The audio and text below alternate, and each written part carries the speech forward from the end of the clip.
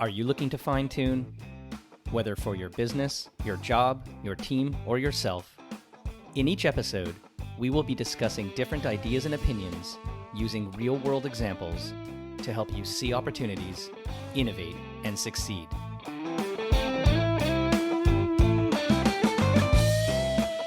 Hi, it's Corby Fine, and welcome to Fine Tune.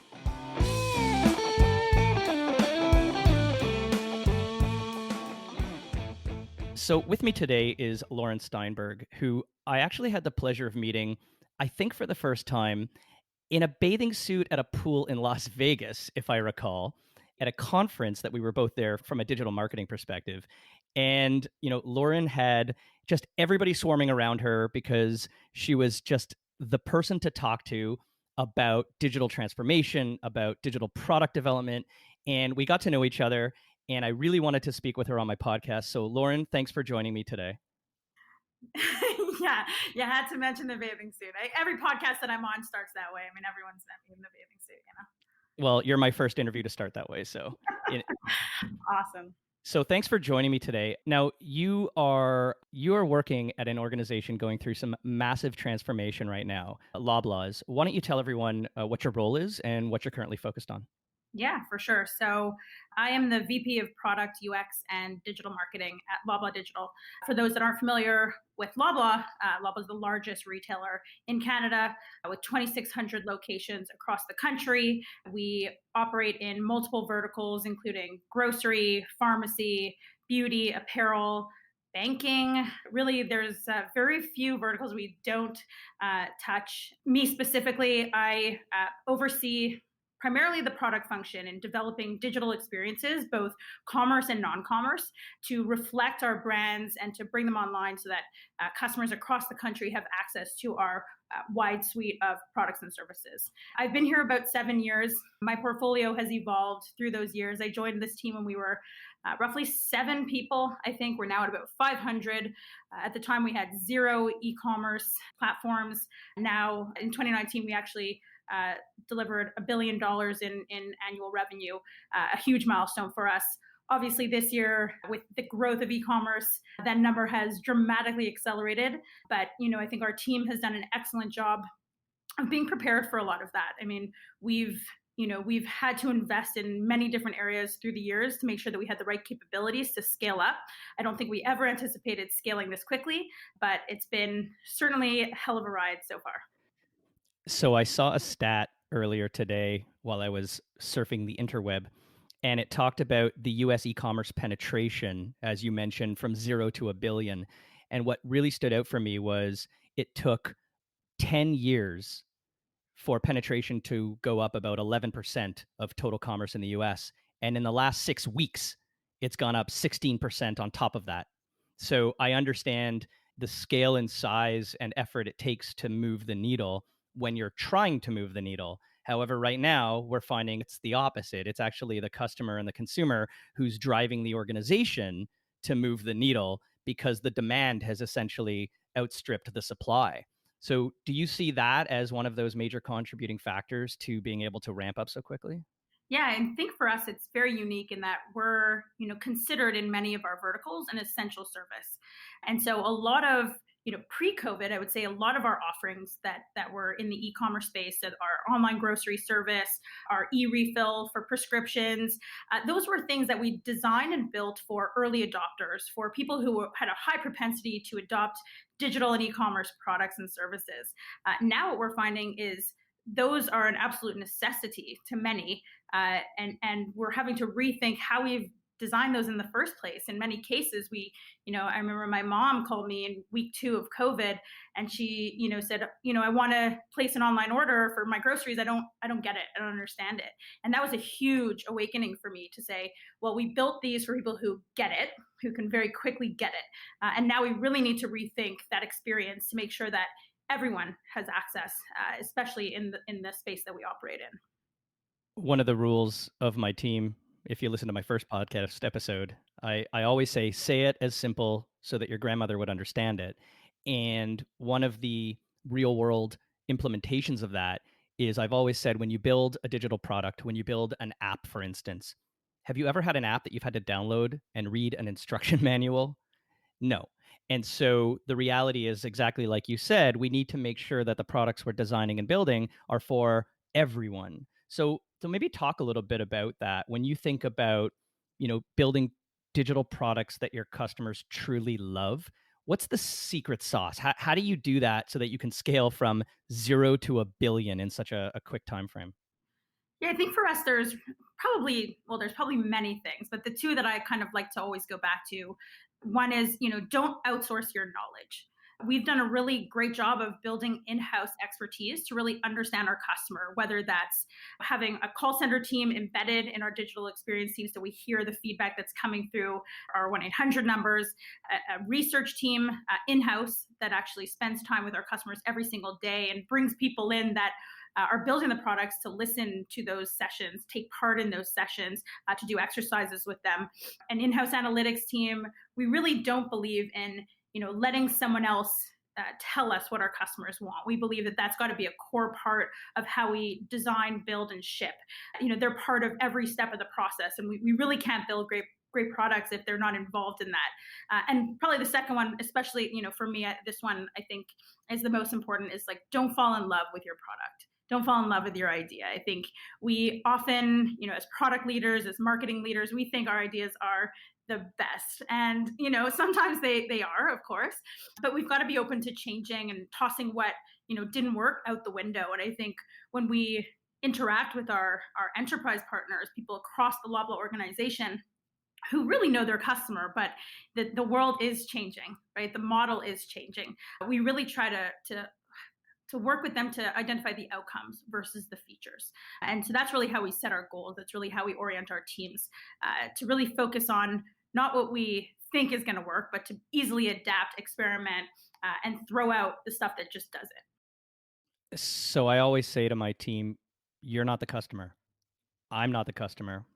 My boss isn't the customer. The CEO for sure is not the customer of pretty much any company, except for the Remington guy back in the day who bought the company because he liked the product so much.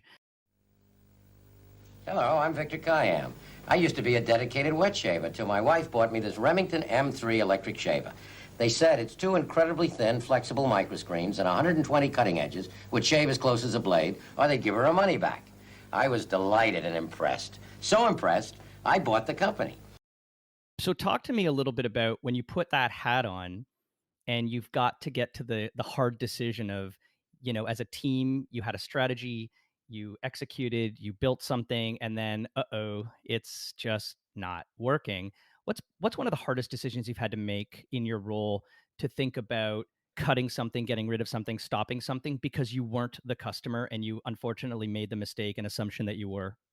I think my favorite story, and you may have heard me share this one on a stage at some point in our journey together, but we developed a feature within our PC Express app called Shop and Scan.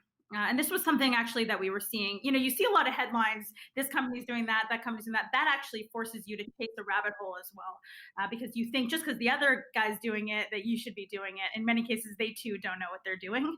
But we developed this feature that allowed customers using their own device navigate our stores, scan the items as they walked through, and then with a single barcode, check out at the self-serve kiosk, and be on their way. So instead of 100 item order scanning and waiting in line, et cetera, you could be out of there fairly quickly using your handheld device. We launched that in a Loblaw's downtown location with a very young urban customer. We thought it would take off. Everyone was so excited. Everyone worked so hard on it. They loved the product. The PM on it, he was just like totally obsessed with it.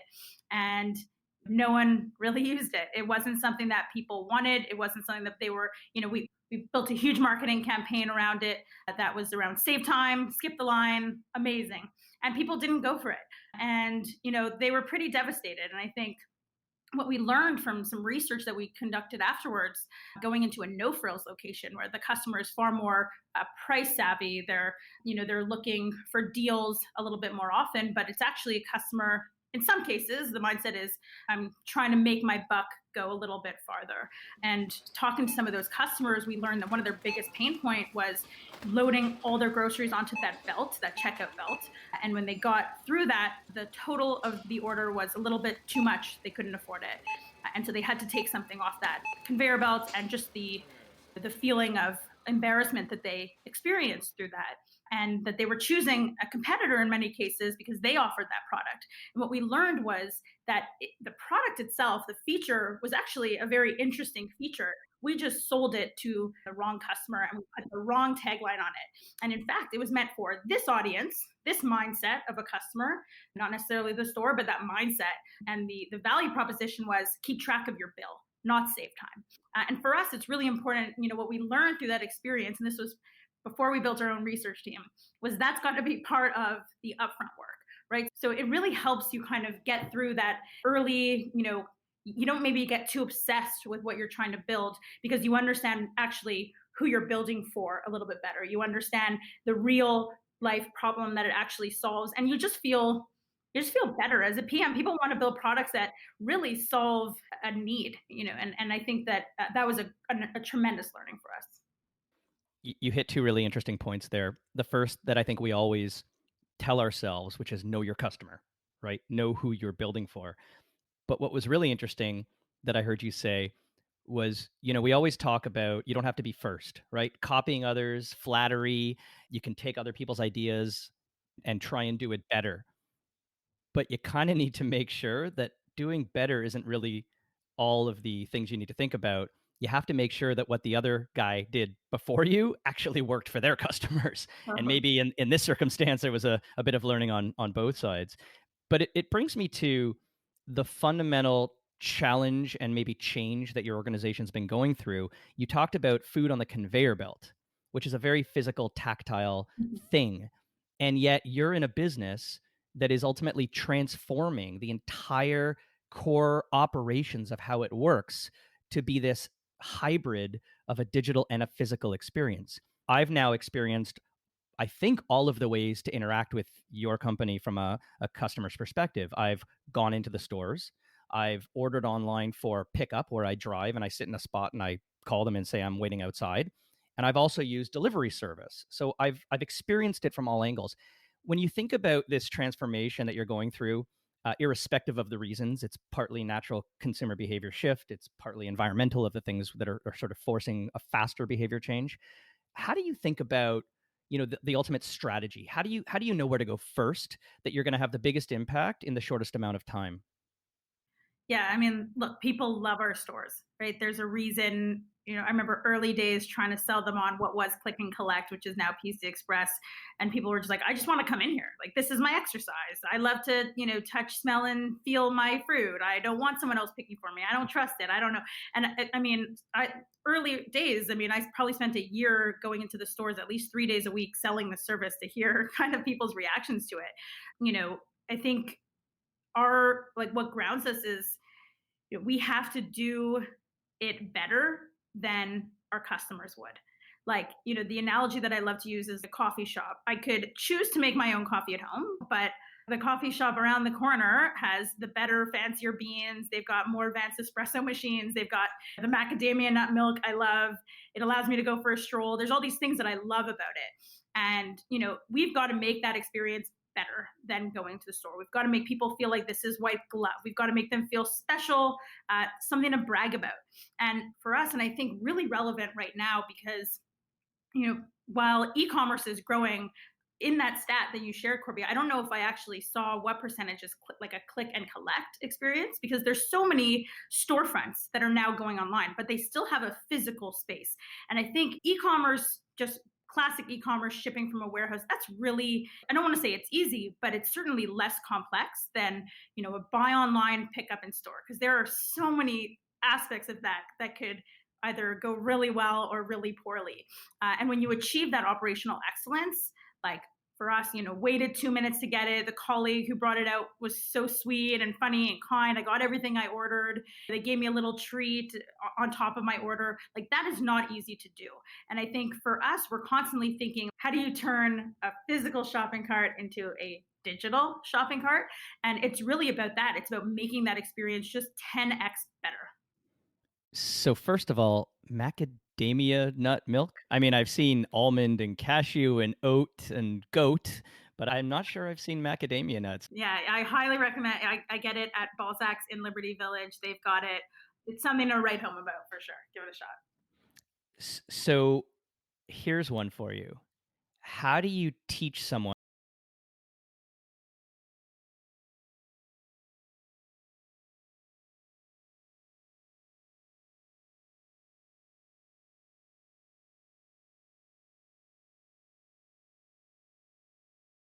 that? Because as a user, as a customer who has tried the service of going in and picking up and or having it delivered, the line you said just is really resonating with me. You have to do it better than the customer. So absolutely, I make an okay coffee. I'm not a barista. I go to Starbucks. I'll spend my $4. Fine. I lose, they win, they get my money.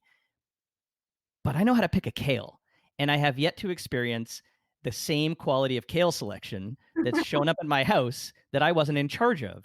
And so I ask it in sort of a joking way, but in a serious way, because when I think about what you're trying to do, there's a lot more than the technology and the enablement and the parking spots and the dedicated phone numbers to call from outside and making sure all that works. There's the real tactile element of knowing what box of strawberries, what kale, the freshness date on the milk. Like, how do you teach that? And how much of that is a focus of the digital transformation of your business? So much of it is these operators acting like they truly are owners of that experience. Like, we do an incredible job of, virtually every pickup location you walk in there, there's a screen with a live feed of all their survey responses, how they rated on freshness, how they rated on wait times. We really give them access to the whole suite of performance data, and that really helps drive their desire to do better. It's almost as if it's a competition. I think that they really get behind this. It's not an easy thing to teach. I think they get better at it by doing it so frequently. So if you pick it nonstop and you know that your substitution rate, so if like let's say you order macadamia nut milk and then we don't have it, and so we give you oat milk, and you know that was denied as a substitution when I came to pick it up. Oh, yeah, that's not a good substitution for me. And they get that feedback in many cases at a customer level to say, hey, this customer won't accept that type of substitution. And so it really is about using data to help keep them informed, to help empower them with performance metrics to push them along that way. It's constantly evolving. We spend a lot of time in our stores to understand what metrics they actually need to get better as well. So it really is about arming them with all the information that they need to do that. So do you ever envision a time where that human element at the end of the supply chain, which is sort of the last touch before it goes to the customer, do you ever envision a time that might be automated? So I hear you saying things like seeing your survey results, reading it in real time. That's a lot of effort. It's a lot of effort, and it takes a lot of skill to actually interpret what is coming back in terms of the feedback. I mean, the best text analytics in the world still makes mistakes. And so I guess the question is, do you ever envision the store being left out of the fulfillment? The store is the store, to your point earlier. People just want to go in, they need their exercise, there's a social aspect. Or is the store, from a grocery perspective, really key in maintaining that relationship with the end consumer? Are you trying to get me in trouble with store quality? No, I'm just joking. I mean, there's probably multiple thoughts on that. The first would be, we are launching what we call micro fulfillment centers. These are automated picking facilities. And I think that that's something that certainly we're moving to be able to scale. You want to be able to pick faster. In those cases, our first one just launched actually at a superstore in Toronto. That one is inside a store. So you do need the store for the aspect of being close in proximity to the customer, not in some far off land, around some farm. We actually want to be within 5 minutes of the customer to be able to get them their order fastest, because that's actually what they want. But I think that stores do play an integral role for different aspects of the experience. We ran an experiment out west with about 8 stores. We started putting the timers on how long it takes to get the groceries out to the car.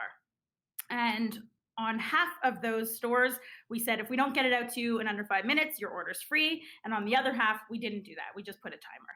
And what we actually saw was our net promoter score was worse on the stores where there was the guarantee of the free order, because our colleagues weren't taking the time to chat. They weren't taking the time to interact with the person picking up their order, having some pleasantries, even giving them, a bottle of water or an apple for their child in the back seat. And so what we learned was the human factor is a huge part of that experience and why people love it. They really do love that face to face. They love interacting with our colleagues. If we just recently enabled videos on our survey responses, and it just literally brings, as cheesy as it sounds, it brings a tear to your eye, because so much of the thankfulness comes from the experience that they had with the colleagues. So I think from a picking perspective, from a speed aspect, I certainly do believe that, we will start to leverage a little bit more of that, but it will be inside a store in most cases for us. As Loblaw, assets, we have a ton of assets, but I think the value of them has changed over the years. Our stores used to be maybe valuable from a real estate perspective, the land value. Now they're valuable because they're the closest to the customer. It allows us to fulfill that last mile, cheapest, fastest. And so that's not going away anytime soon. And I think we're happy about that. So I'm still going to have to live with the occasional wilty leaf on my kale. Is that what you're trying to tell me? I'm going to start hacking our order system and see what your next pickup is. I might do the pick and the delivery for you. So on that, here's a question. What's the secret sauce to getting a good pickup window? Set your alarm clock for midnight.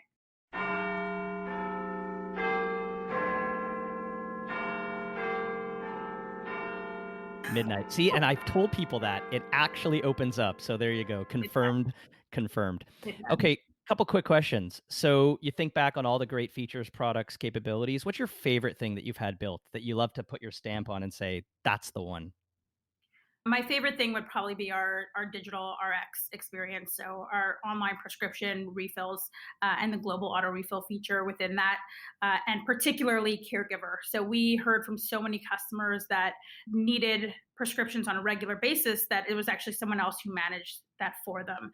And so, they perhaps weren't comfortable doing this digitally. They, perhaps weren't physically able to. And so to empower people who take care of their loved ones with access to the health resources that they need, that for me is my favorite. It's got a perfect OSAT score, virtually perfect, I would say, because we probably in that area of the business spend the most time with customers. I mean, pre-COVID, we would go into their homes, sit side by side with them and watch how they use the product.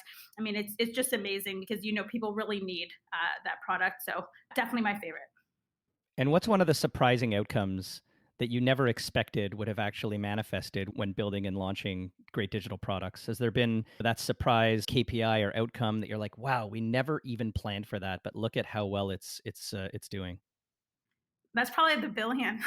I mean, honestly, when I joined, we were just getting ready to launch Joe Fresh e-commerce, and that felt like a huge feat. And I think having reached that milestone and to be able to blow it out of the water, hopefully this year, I think that's really it. But I think for us, my leader always says to me, when you set an ambitious goal and then you meet it, it's like, okay, well, what's next? And so we constantly try to think of like, what is that next great opportunity, whether that's a capability, whether that's a new product, a new platform.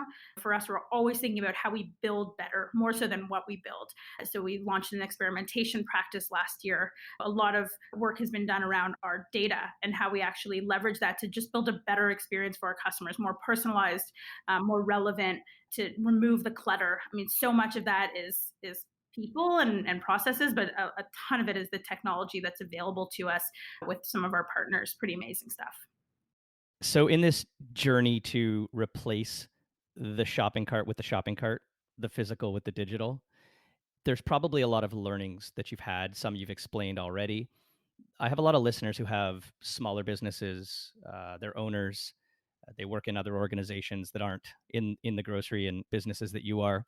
So what are some tips that you might give them around thinking about the journey of really transforming a physical business into a business that, while still rooted in that retail experience, that physical tactile experience of picking kale and all kinds of random nut milks, this need, both based on environmental factors as well as natural customer behavior, to move to this digital ecosystem. What are a few of the key tips that you would offer to other businesses in terms of things they need to think about as they make this transition? Yeah, I mean, for us, there was a whole bunch of things that worked in our favor. I don't know how relevant these are to others, but first of all, we had incredible buy-in from leadership at all levels very early on.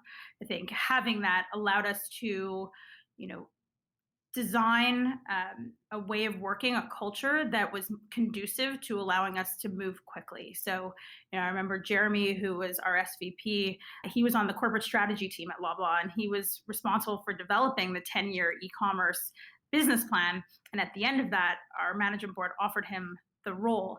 And that's a pretty, scary thing for someone who develops a strategy in isolation to accept the challenge of delivering on what could be a total shot in the dark of a strategy. And he accepted the role, but under two exceptions. The first one was that we be in a separate space downtown. And there was obviously a whole bunch of reasons for that. One was, to be able to get some great talent that might not come out to outside GTA office that Loblaw operates in. But really it was so that we could move faster, that we could work, around some of the, don't quote me on this, I know this is recorded, but skirt around some of the rules perhaps. And it just allowed us to really create a culture of like agility. And that word is thrown around a lot. I realize that, but it really wasn't, part of the Loblaw culture. It's very hard to move a $40 billion ship. And so for us, being outside of that and acting like we were kind of a startup really helped us achieve that. I think the second one for us was, for Jeremy in particular, was owning the P&L. And what that allowed us to do was make smarter decisions, smarter choices. We didn't build products to innovate. We built products with viability, with customer value, and we made sure that the investment choices we were making would actually deliver results. And that helped us, that helped create some space to do some of that fun innovation stuff that we didn't know would work or not, but it really did ground us in, will this actually work?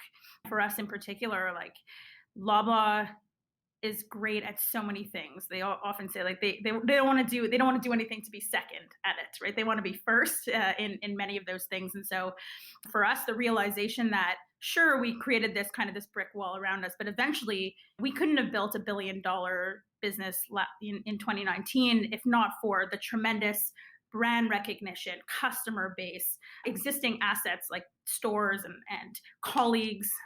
Like I said, they play such a huge part in it. And so I think embracing that versus trying to be outside of it is a huge factor if you're building or you're trying to transform from within. I think for us, we try to refer to it as enhancing or influencing versus transforming, because they're so amazing at what they're great at. And I think for us, we try to be amazing what we're great at.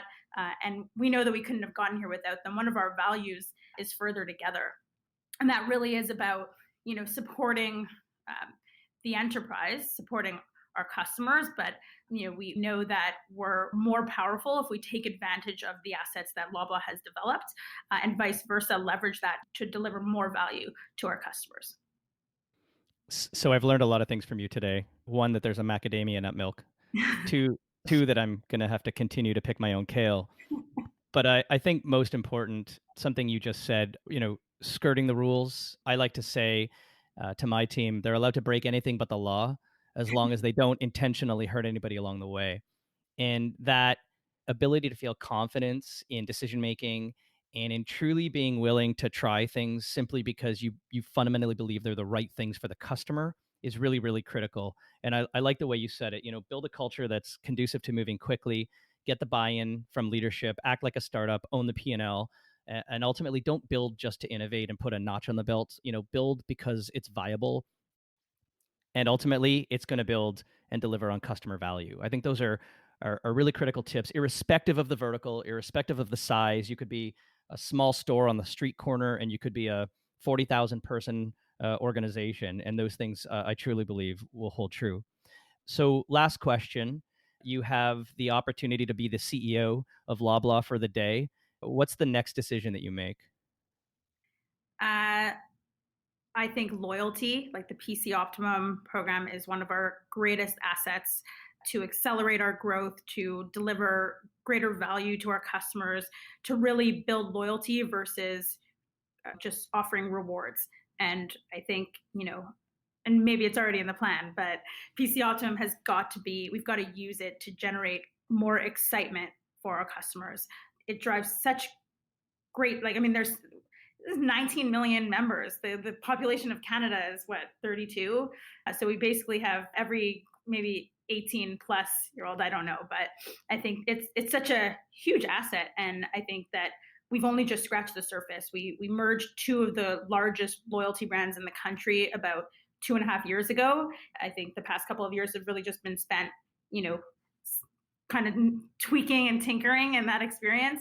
I think now is the time to take it to that next level. And that's probably where I'd spend the most amount of my time. To get me more kale. Got it. Exactly. More points equals more kale for you. I'm a big fan of the program and a longtime member. So, Lauren, I really appreciate you spending some time today with me. And there's some really great points that I know people will be able to implement in their businesses today. So, again, thanks for spending the time, and good luck on the next container of macadamia nut milk. Thanks, Corby.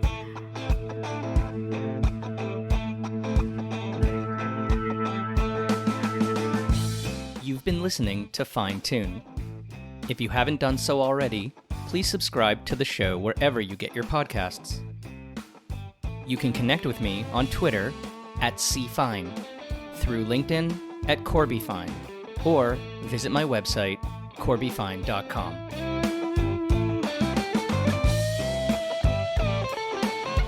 Fine Tune is produced by me, Corby Fine. Thanks for listening.